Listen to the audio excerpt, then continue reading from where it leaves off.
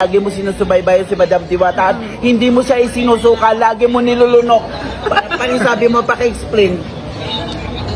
Yung tumira ka sa tulay, Yeah, na ang haba ng panahon mo nakibaka yeah, sa negosyo, sa mga sinalihan niyang contest, yeah. bibihira yung taong nagpapatuloy na ang layunin pa ay makatulong ng marami. Oh, yes. At sa lahat ng taong natulungan niya, Dami nagpapatuloy pa rin siya. Kahit sa kabila na ang dami nagbabas sa kanya, nandiyan pa rin siya. Okay. Pag gusto ka niya, gusto ka niya. Yun ang nakita ko sa kanya. Even though wala pa kaming close counter kasi mabilisan lang. Pero through gesture, nababasa mo ang totoong ugali ng isang Yeah. tao. Hindi siya plastic. Kasi naman, di ba, Tito Boy, pag pagod ka ba, kailangan mo ba bang umiti? Alam naman Alam na mo yan, nagdadaya kapatid. ka. I'd rather be called rude kasi yun yung totoo. Kaysa sa tumatawa ako, hindi naman pala yun ang totoo. You get Okay, my point? true. That's the genuine of Diwata na dapat nating hangaan. Diba? Kaya nga importante kapatid, suportan na lang natin ang mga nagtitinda ng parisan dito sa Yes. buong Pilipinas. Yes. Dahil sa daming nagtitinda dito ng parisan sa buong Metro Manila at sa Pasay, kung saan sa mansulok ng Pilipinas.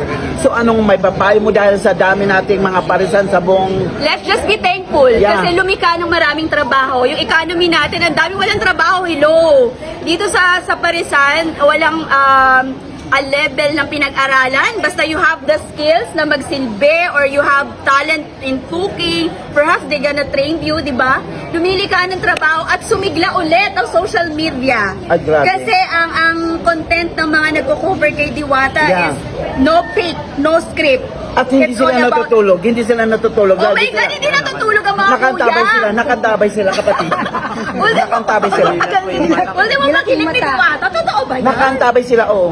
Ano ang masasabi mo sa mga buzzer? Ay, wala. They are good. Napanood ko sa kanila. Okay. Yung Hiwaga was very down to earth also. Although yung character ng Diwata is talagang yun naman talaga siya. Walang kompetisyon eh, di ba? Ang intriga lang ay dun sa mga marurumi ang utak. Oh, yeah. Yun po dapat siguro ang anin natin to crack that social media ngayon, yung bashing nagiging rampant. Okay. Di ba? Hindi po nangangahulugan that they are public figure ay may karapatan na kayo, no? Okay. Para gumawa ng mga issues na walang katuturan. Talaga nagpakatotoo siya, hindi siya nagpaka-plastic. Talaga inilabas na yung buong detalye, ang buong katotohanan.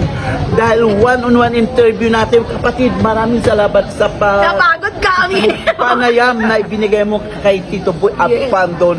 Maraming salamat sa iyong Yes. pagtutok. Kaya guys, dito sa Diwata Pass Overload, kaya naitay ngayong hapon, pahiram ng isang oras, live na live, walang kukurap, walang pipikit. Kapatid, meron ka ba sasabihin? Ay, syempre, Tito Boy, this is Madam UK Arlene Biglang Awa po. Maraming salamat po. Isa po sa hinangaan ko, yung mga tao, kagaya po nila, yung mga vloggers na very down to earth. May mga Yeah. na-meet na ako na very down to earth Yeah. nung last time. Sila po yung mga tao na hindi po sila sumusweldo, pero tumututok sila sa storya na pinaniniwalaan nila. Para po sa akin, ang taong tumututok sa magandang istorya na napapanood ng maraming kababayan natin, wala pong kapantay na halaga yan. Yan po ang totoo.